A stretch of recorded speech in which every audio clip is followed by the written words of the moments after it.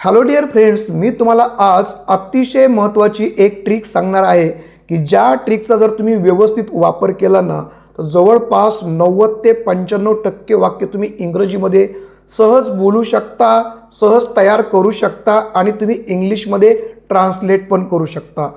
अतिशय महत्त्वाची ट्रिक आहे मित्रहो।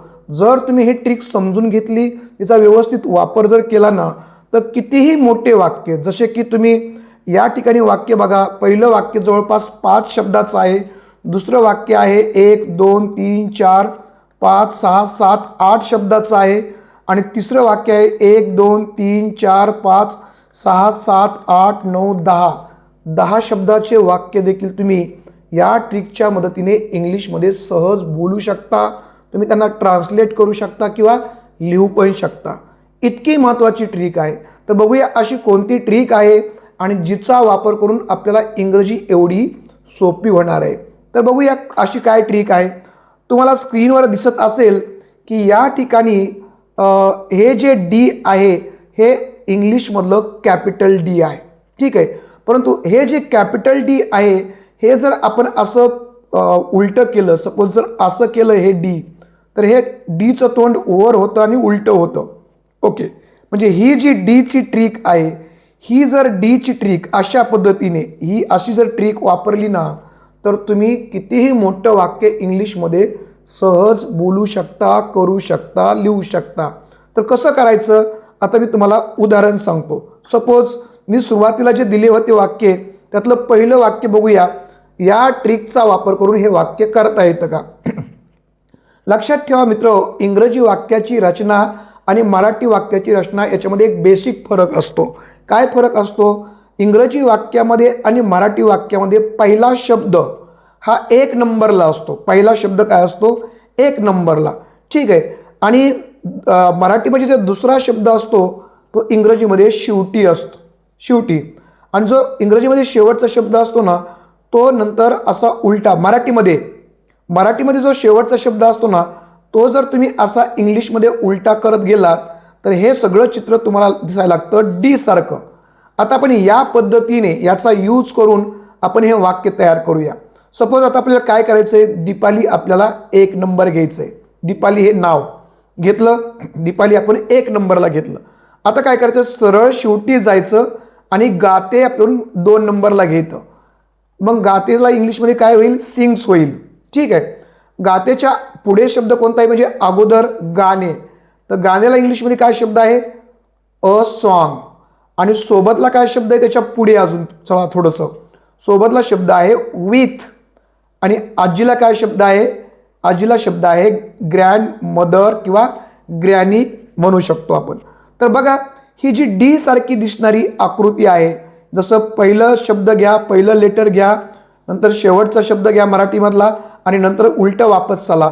असं जर तुम्ही ही जर ट्रिक वापरली तर तुम्हाला ही ट्रिक डी सारखी दिसायला लागते। मग या ट्रिकचा वापर करून मित्र तुम्ही कितीही वाक्य मोठे इंग्लिशमध्ये करू शकता। आता तुम्ही म्हणाल सर हे एकाच वाक्याला लागू पडेल, बाकीच्या वाक्यांचं काय? आता आपण हे पण वाक्य करून बघूया या पद्धतीने होतं की नाही। तर या ट्रिकनुसार आपण रोहित सुरुवातीला घेऊया, घेतलं रोहित सुरुवातीला।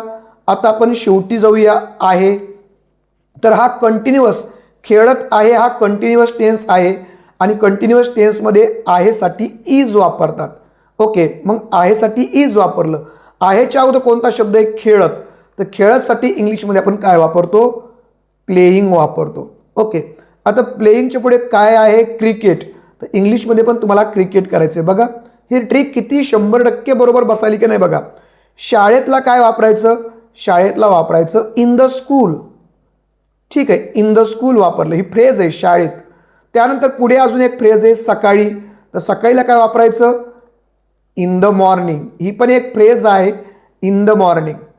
ओके, आणि मित्रासोबतला काय? सोबतला तुम्हाला माहिती आहे काय आहे? विथ। आणि मित्रासाठी काय शब्द आहे? Friend, with friend. बघा हे जे तुम्हाला डी सारखं दिसतंय हे पूर्ण डी सारखं असं उलटं वापस आलेलं, तर या डी सारख्या ट्रिकमुळे तुम्ही किती मोठं वाक्य केलेलं आहे आणि ते इंग्लिशमध्ये ट्रान्सलेट केलेलं आहे। हीच ट्रिक वापरून मित्र इंग्लिशमध्ये आपण पद्धतशीर, सविस्तर, कसल्याही प्रकारच्या न चुका करता बघू शकतो, करू शकतो, बोलू शकतो। ठीक आहे. आता आपण पुढचं अजून एक मोठं वाक्य आहे, हे वाक्य या ट्रिकमध्ये बसतं की नाही बघूया. स्वराजने सकाळी बहिणीसोबत काळजीपूर्वक पाणी पिले आहे. आता नीट जर बघितलं तर याच्यामध्ये 10-12 शब्द आहेत. मग एवढं मोठं वाक्य होईल का? हो, एवढं मोठं पण वाक्य होऊ शकतं. मग हे वाक्य कसं होईल? स्वराजला आपण सुरुवातीला घेऊया, तर इंग्लिशमध्ये लिहा स्वराज. ओके, लिहिलं. आता सरळ शेवटी जा. आहे तर इकडे हा तुम्हाला माहित आहे लेले आहे हा परफेक्ट टेन्स आहे. परफेक्ट टेन्समध्ये इथे शेवटी तुम्हाला लक्षात येते की हा परफेक्ट टेन्स आहे, पूर्ण काळ आहे, पूर्ण वर्तमान काळ आहे. आणि मग जर पूर्ण वर्तमान काळ असेल तर आहेसाठी त्यामध्ये करता जर सिंग्युलर असेल तर आहेसाठी हॅज घेतात, म्हणून आपण आहेसाठी हॅज घेतलं. आता पिले परफेक्ट टेन्समध्ये तुम्हाला माहिती आहे पिलेसाठी थर्ड फॉर्म वापरतात, म्हणून पिलेसाठी थर्ड फॉर्म ड्रिंकचा काय आहे? Drink, drank, drunk. तर ड्रंक हा थर्ड फॉर्म आहे. मग काय वाक्य झालं? Swaraj has drunk. आता ड्रंकच्या पुढे काय आहे? पाणी. तर पाण्याला काय शब्द आहे? वॉटर. वॉटर. ओके. काळजीपूर्वकला काय शब्द आहे? केअरफुली. काळजीपूर्वकला काय शब्द आहे? केअरफुली. ओके. पुढे इथं सोबत आलं, इथे पण विथ घेऊया सोबतसाठी आपण. आणि बहिणीसोबत काय आलं? सिस्टर घेऊया पुढे, बहिणीसाठी सिस्टर. सकाळीसाठी काय शब्द आहे? मगाशी सांगितलं तुम्हाला मी, in the morning. In the morning. तर मित्र अशा पद्धतीने इथे ही पण ट्रिक अगदी तंतोतंत लागू पडलेली आहे आणि चांगल्या पद्धतीने आपण वाक्य केलेलं आहे. तुम्हाला प्रश्न पडला असेल की सर हे 3च वाक्य लागू पडतील, बाकीच्या टेन्समधले वाक्य काय, भूतकाळातल्या वाक्याचं काय, भविष्यकाळातल्या वाक्याचं काय, ते पण वाक्य मी तुम्हाला दाखवतो कसे होतात या ट्रिकचा वापर करून. ओके.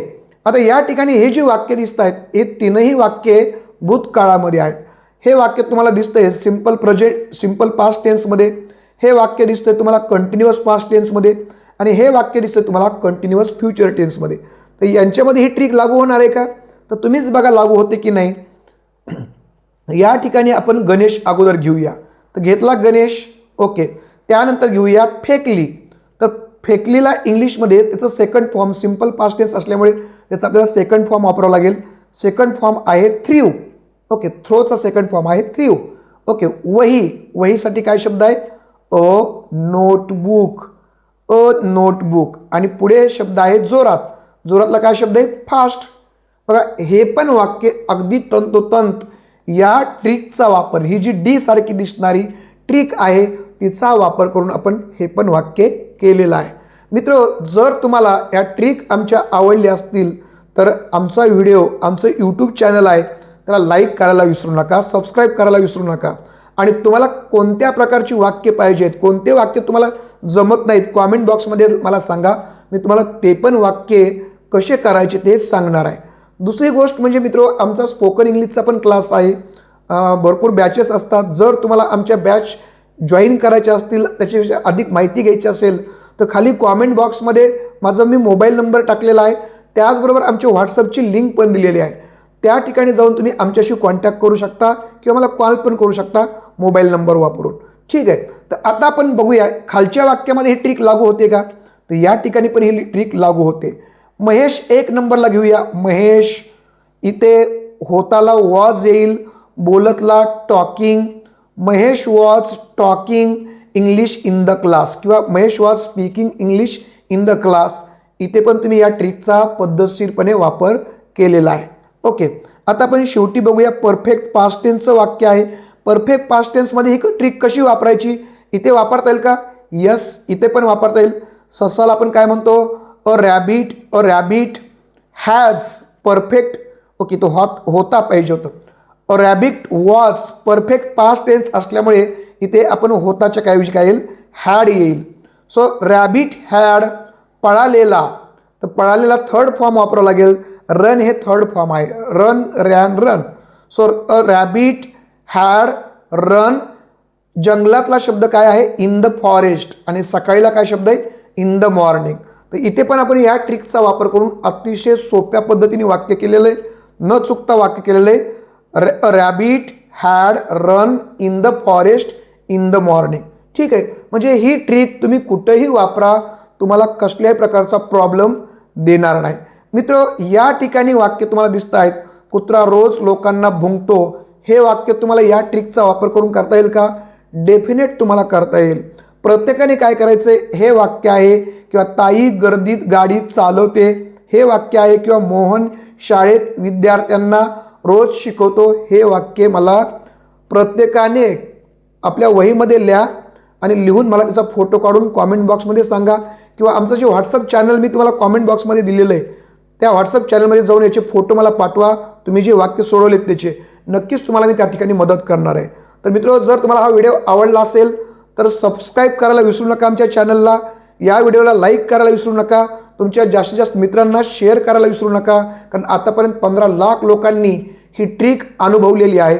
तुम्ही पण या ट्रिकचा अनुभव घ्या एवढं मला तुम्हाला सांगायचं. थांबतो. जय हिंद.